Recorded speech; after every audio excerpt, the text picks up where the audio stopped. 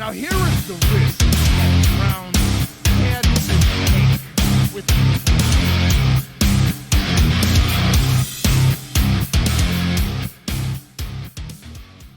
Welcome in, ladies and gentlemen, to a special edition of Bonus Time with Bruce Drennan. I'm Pat McGuire alongside the one and only Bruce Drennan. Bruce, we got some breaking news going on in the NBA. Have you heard about this already? Who hasn't? I guess unless you've been living in a cave, but absolutely got the word on this yesterday, and wow, did it boomerang, if you will, on the impeccably pure National Basketball Association. As always and as ever. But the breaking news that we got yesterday in the National Basketball Association, head coach of the Portland Trailblazers, Chauncey Billups, was arrested for a gambling ring, along with former Cavs player and former Cavs coach Damon Jones.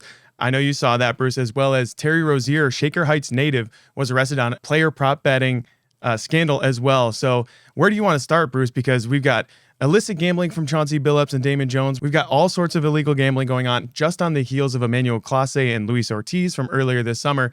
We can get into it anywhere you want to start, Bruce. There's so many charges, and this investigation by the FBI has been going on for, this didn't just come up. I mean, they've actually questioned Rozier, who was a witness, according to his attorney, and not a target.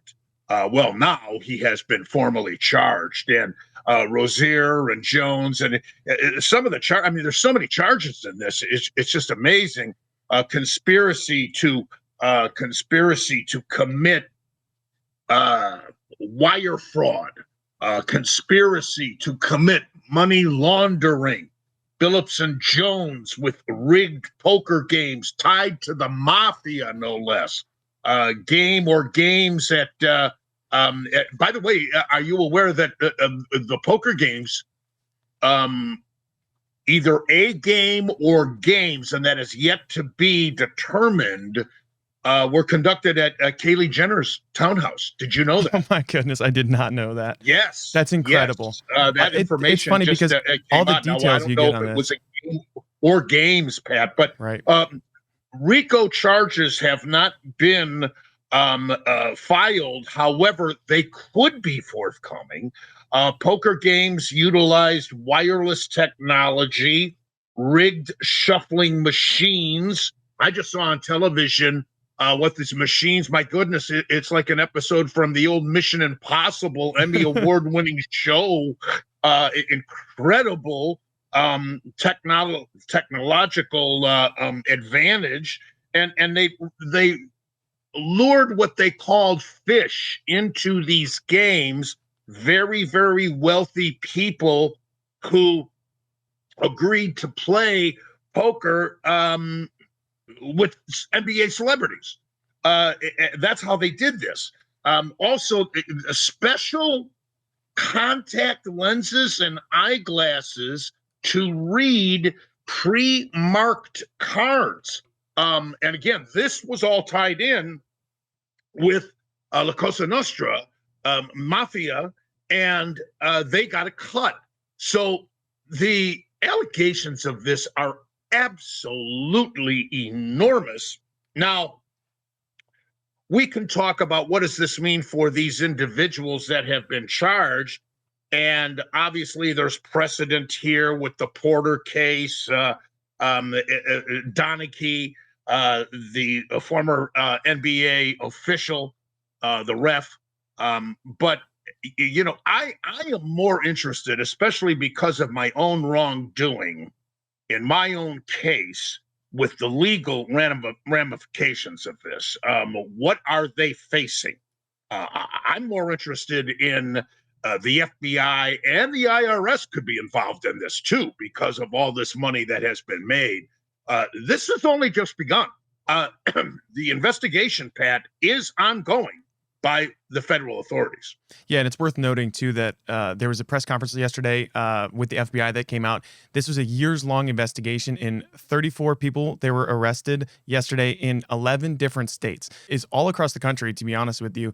And it's funny because, like you were saying on the intro there, Bruce, the high and mighty NBA, a lot of these people, there's a lot of stuff going on. I'm not a big conspiracy theorist guy, but there's a lot of stuff going on in the back channels, like Tim Donaghy, like you were saying. And also, there was more news that came out this morning about how bettors, without LeBron's involvement or anything like that, but bettors were fed information on LeBron James's injury news, whether he would play, how many minutes he might play. Well, the NBA has a problem. I think professional sports in general, you mentioned earlier the Clase Ortiz case with our own Cleveland Guardians team. What kills me about this is, and I said so during the when the Clase Ortiz case broke, and now with the NBA, what kills me is these guys aren't making enough money as it is. I mean, why get involved with the mafia for extra cash? I mean, they have multi-million-dollar contracts already. I just cannot comprehend the stupidity of that. Now, I can talk from experience, my own stupidity in my wrongdoing, which was, if any of the viewers are unaware, quite a few years ago, I was betting using my sports expertise with illegal bookmakers. And most people that bet in those days with illegal bookmakers would, I won, I did this, they're full of it. Illegal bookmakers did not stay in business because they were losing, trust me. But I was the exception to the rule, and I was making money on the side betting with illegal bookmakers. And the feds were actually investigating the bookmakers, and at first thought I was one, which I was not, and that was proven. But I was just, quote unquote, a smart gambler, if you want to call me that. Actually stupid, quite frankly. But I did make money on the side doing this. And they got me on not paying taxes. It was a tax violation. That was my crime. The bookmakers were indicted on illegal bookmaking. They found out I wasn't a bookmaker. They indicted those bookmakers. However, in my case, it was a tax violation. Anybody that bet in those days with an illegal bookmaker at the end of the year when it comes tax time, what do you go to the IRS say? Oh, yeah, well, I won this off of this guy. And, I mean, come on. But so I was never in denial about my wrongdoing. And my plea bargain was originally, when they thought I was a bookmaker, they were going to sentence me to 3 years and $350,000 fine. And my lawyer then, Albert Giuliani was his name, fantastic federal criminal defense attorney based here in Cleveland, then went to work on my behalf and convinced the feds that I wasn't this bookmaker. And as a result, I was guilty of the tax violation, no question about it. And he was able to get me a plea. And my plea, instead of 3 years, was 5 months. And instead of $350,000 fine, $3,000. So I said, where do I sign? And my wife was distraught and totally devastated because she was always holding out hope that I wouldn't have to serve any time. But I did. I served 5 months in Morgantown. That's a federal minimum security for a white collar crime. And then I had an ankle bracelet when I got out. It's ironic because right before I let me backtrack. We conducted a press conference once we accepted the plea bargain, and it was explained by the FBI that I was not this bookmaker, but I was guilty of this tax violation. So we did this press conference, and that's when public sentiment changed toward me. I was front page news, the news channels where all the affiliates were targeting me, and I didn't mind because I was guilty of this tax violation and no wrongdoing. But after the press conference, sentiment started to change toward me. And I was approached by the bosses at Sports Time Ohio and said, they're making an example of you because of your notoriety. go serve your 5, which I never thought. I never was in denial about this, and I disagreed with that. But they said, go serve your 5 months. When you get out, we want to talk to you about making you the face of the network. And we will go 24/7 programming with Sportstime Ohio, because back in those days, when the Indians were first televised, when Paul Dolan created the network in the model of Yes in New York and Nesson in Boston, the only program that was televised were the Indians games. The rest of the day and week was dark. So I went and served the 5 months. When I got out, a couple of days after I got out, I met with the bosses, and they wanted to see, what if I wasn't in denial. And they said, listen, we want you to do a talk show to precede the Indians telecasts and sometimes follow them.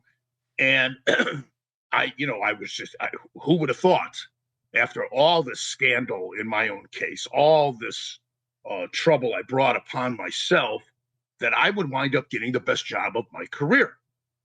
And so when I said to the bosses, I said, listen, I'd like your permission to throw myself at the mercy of the public, to explain my wrongdoing and ask forgiveness. And they said, by all means. And I did so.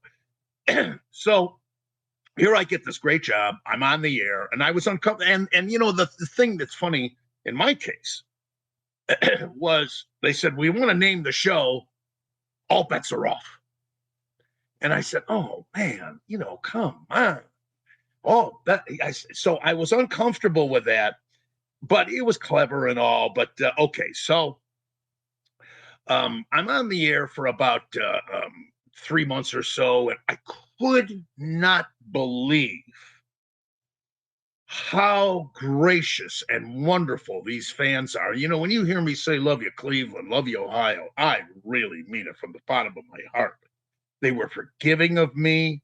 Everybody makes mistakes, deserves another chance. And I've always, and I'll tie that in with these guys here in this case in a minute, because I learned through my own wrongdoing how the public gave me another chance and was forgiving. So I was on the air for about 3 months, and I was getting more and more comfortable and at ease because of this welcoming by the public. And I remember I was on the air following a Browns game, and the Browns lost as usual. And guy calls up and says, oh my God, Bruce, what are we going to do? Oh, what are we going to do about the Browns? Oh, what are we going to do? I said, hey, pal, it's not so bad. I just spent 5 months in a federal pen. So I started using it to my advantage. And I feel that I needed to share that for people that didn't know my background with this, because it does give me the experience of dealing with the federal government. Now, once my attorney came to me and said, Bruce, the feds now know you are not this racketeer, illegal bookmaker, but you are guilty of a tax violation, not paying the taxes on your winnings. So here was the plea bargain. And so in that discussion and meeting with my attorney, he was explaining to me, he said, we could go to court, we could go to trial and fight this. But I want to be honest with you. He's saying this to me. He said, when you go to trial against the federal government, you lose 85% of the time. So when he gave me that plea bargain that I mentioned earlier, that's why I said, sarcastically, I said, where do I sign? So to tie it in with this, if indeed, and I believe that, the FBI doesn't make arrests and file indictments unless they've got evidence. And even though this investigation is still ongoing, there's still may be more to come.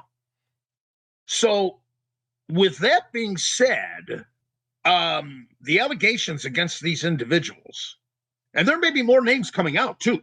Let's keep that in mind, because I think there were 30 arrests all told. These were the biggest names, these three NBA figures. But if indeed these allegations are true and the FBI has got the goods on them, I would advise them to take a plea. Now, the way the federal statutes work is by levels. They have degrees of crimes filed by the federal government. I don't know, based on these conspiracy charges and possibly RICO coming down the line later, those are very, very, very, very severe, which could command some very, very long time in prison with all of these individuals. It would even be longer if they go to trial and they lose. Rozier's attorney has done him some damage, because he's saying, oh, well, the FBI, they didn't have to arrest him in a hotel. They were making a show of this for the television audience and all. And, see, I think that's ill-advised. You don't want to peeve off the FBI because the ongoing investigation, you can't win. 85% of the time, what are the odds? I mean, come on. So I think this has only just begun, and I'm very curious if there's other names coming out. But these individuals are in big trouble. And as far as the NBA, so this is why I wanted to get into the legal part of this. The NBA's got to ban them for life. I mean, that's a given. That's a given. Now, in the case of Billups,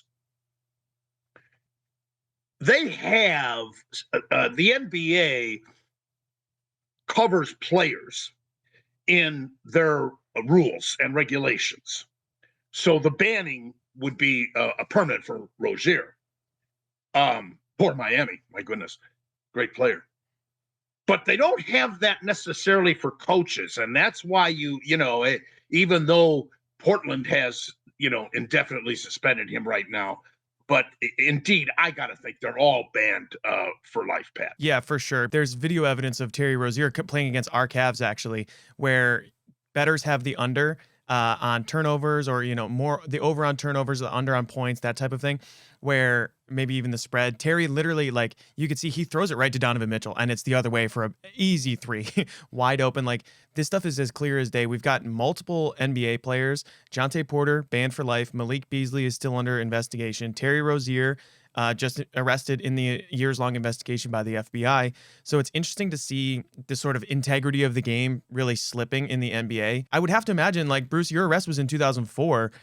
Illegal gambling like that was going on at the same time. The argument that many people have made in recent years about legalizing sports gambling is that it was going on anyway. Now we can tax it, that sort of thing. This is a whole different bracket of, RICO charges that you can bring out where it's corruption. That's where you really draw the line here, because losing money on gambling is its own thing. You can be banned for the NBA.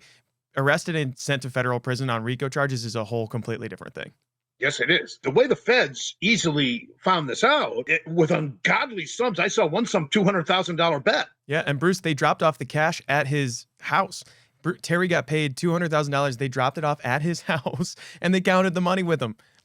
Did you think you weren't going to get caught at any point? I understand you make millions of dollars. That money is probably gone by the wayside. That's why he was doing these things.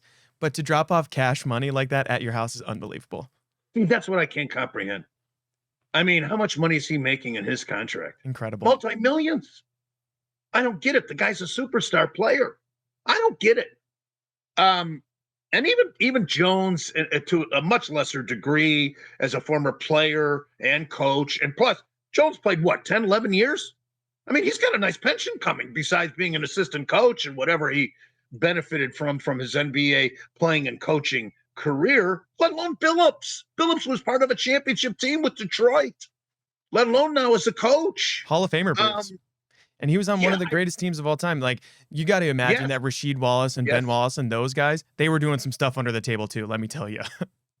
Well, I can't, that's the part of this that I just can't comprehend is is why would you be making that kind of money and subject yourself to this kind of risk? But the other thing is the serving of the time. If indeed the charges, and this is what I was trying to do so before I did this special show with you this morning here, Pat, and I didn't have the time to fully investigate. Remember, I was talking about the levels in the federal cases, and this is a real high level. So that's what we need to find out is what if they are found guilty or if they take a plea. What is the level? I mean, what are they facing as far as sentences are concerned? I would think they're very, very high. Absolutely, too, because you mentioned how you were made an example in 2004, right? So these guys are going to be made an example. Jonte Porter, the brother of Michael Porter Jr., like he was banned for life. We just saw a Pittsburgh Pirates player banned for life. But the interesting thing to me is you bring in someone like Emmanuel Clase and Luis Ortiz.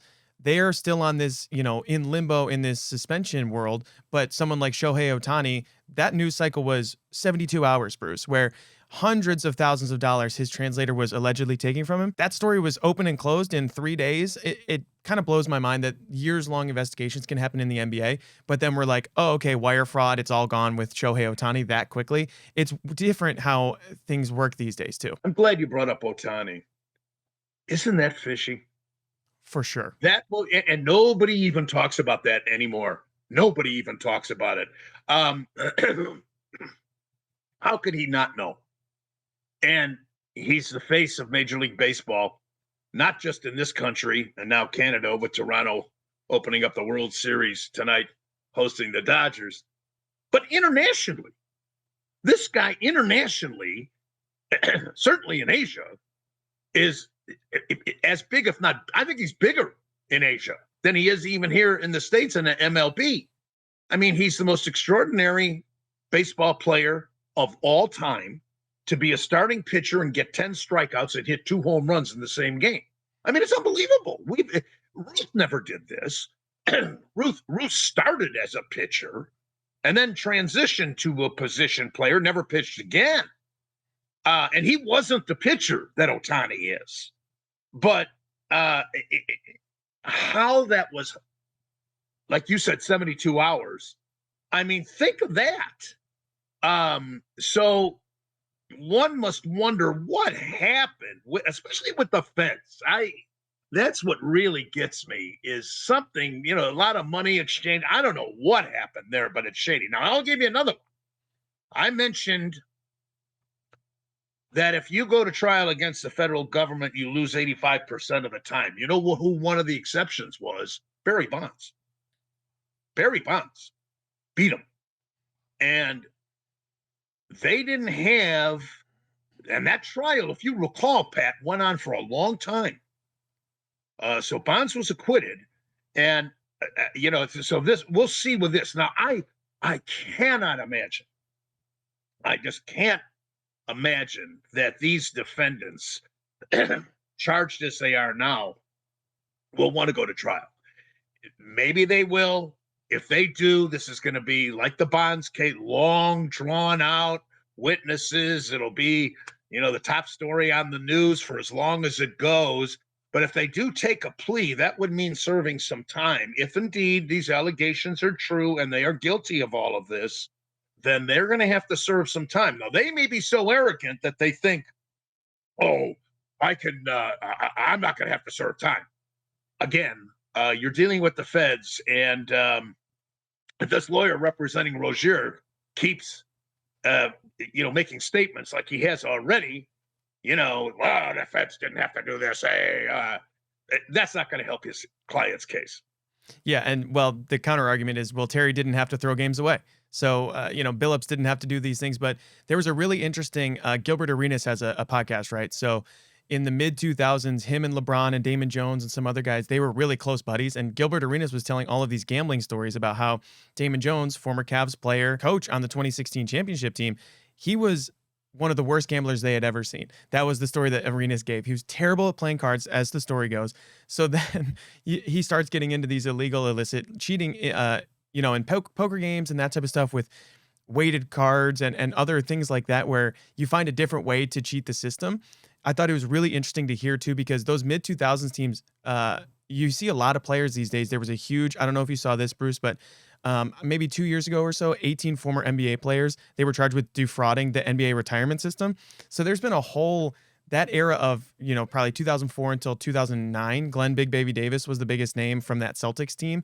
They were defrauding the NBA retirement. They were, a few have been arrested on gambling charges. It's kind of wild to see so many people from that era get arrested, and then multiple people from this era get arrested for gambling charges as well. Well, when the Donaghy case, before the Donaghy case broke, I remember David Stern, the former commissioner of the NBA, did a press conference and was asked by a reporter about the possibility of NBA refs affecting a game, gambling wise.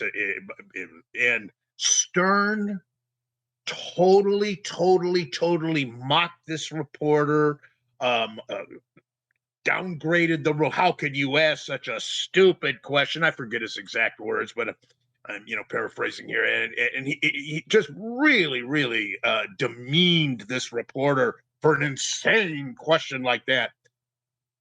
Months later, the Donaghy scandal broke. And when David Stern had to do a press conference again to answer questions about that unbelievable scandal, he was like Casper the Ghost. And I enjoyed it because I thought Stern, I wasn't a fan. And so now I won't say that Silver has just made the statement about the suspension and where, we take this very seriously and all. But, way back then, illegal bookmaking was so prevalent. Now it's not so much. It's still going on. But because it's become legalized all over the country, and these professional sports leagues have embraced the money that they're getting from it, we go back to what we said earlier. It has opened up a Pandora's box. And temptation being what it is for these players, which again, they're not making enough money. So why? But they have fallen into the trap and now they're paying the consequences. I don't know what the league can do to safeguard against this. I mean, because think of this. In Rozier's case, a player, if he takes himself out of a game, let's say in the first quarter, because he's got somebody representing him betting all this money and he's tipped off whoever that he's not going to play but only a few minutes of the first quarter, how do you determine that he's not hurt? He doesn't have a pain in his, an Achilles, whatever. How do you determine that? A stomach ache. How do you determine that? So that's kind of a hairy part of this. But I don't know what they're going to do. So Terry Rozier was doing the same thing. And you talk about his contract, Bruce. The most recent contract, not even just his lifetime earnings, his most recent contract that he signed with the Hornets and then subsequently got traded to the Miami Heat, 4 years, $96 million. So that money, you could have retired and gone to an island somewhere. You could have done anything you wanted, Terry. 4 years, $96 million. You're going to throw it away for $200,000 cash. If he goes to trial against the feds, he won't have any of that left either. The legal fees. I mean, think of the O.J. Simpson case. He had made enormous money. I mean, everything is in perspective. Back then, they didn't make the money that they make now. But then again, Ruth didn't either in his day. I think he made $80,000 a year, which was enormous money in the 20s. Simpson had to, not only did Simpson make enormous money by those days' standards playing football, but then afterward, you recall, like Jim Brown, he pursued a movie career. And all that money he made went for legal fees to get him off of that murder charge. So there's that to consider, too, with all of these guys, if indeed they decide to go to trial to avoid any prison time whatsoever, which they'll have to do. And That I'm curious about. I going through it myself. I can't, especially because of their notoriety, even the severity of these charges. I think the feds in all these cases would cut them a little slack and really give them what might be termed as a sweetheart deal. 2 years, 3 years. That's nothing compared to 10, 15, or 20, you know. Yeah, Bruce, it would be no more than 20 years served, but I would have to imagine that because it's such a difficult case to handle that they'll bargain this thing down, and they will make an example of them for sure because they're such public figures and so many people look up to these people in the NBA, and they make so much money with the gambling and the salaries and everything like that. But they'll make an example of these guys. Bruce, we'll wrap up here on this. Where do you see this going from here? I think there's been so many iterations of scandals. You talk about Babe Ruth back in the day, like the Black Sox, they were cheating back in the 1919 World Right. Series. You saw Pete Rose essentially banned from the Hall of Fame. We'll see if that changes recently, but do you ever see this going away at all? Well, I'll tell you, Pat, I think, again, because of the Pandora's box being open, I think that the leagues are really going to have to take a serious look to safeguard themselves as well as the players, coaches, managers, everybody. I really, I don't know what they can do as far as the safeguards. I don't have those answers. I'm sure at this moment they don't have those answers either.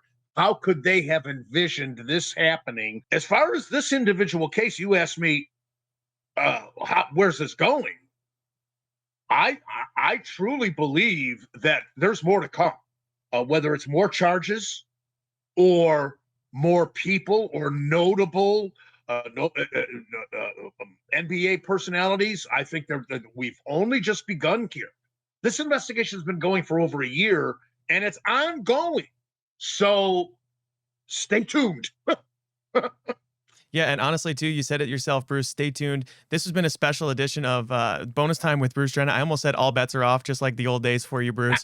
But nobody better to talk about something like this. When a gambling scandal comes down, we know who to talk to here on the Big Play Sports Network. Bruce, take us out like you always do. I don't know if that's a compliment or not, Pat, but I'll have to swallow that one a little bit, digest it a little bit. But love you, Ohio. Love you, Cleveland. Thanks so much for joining us.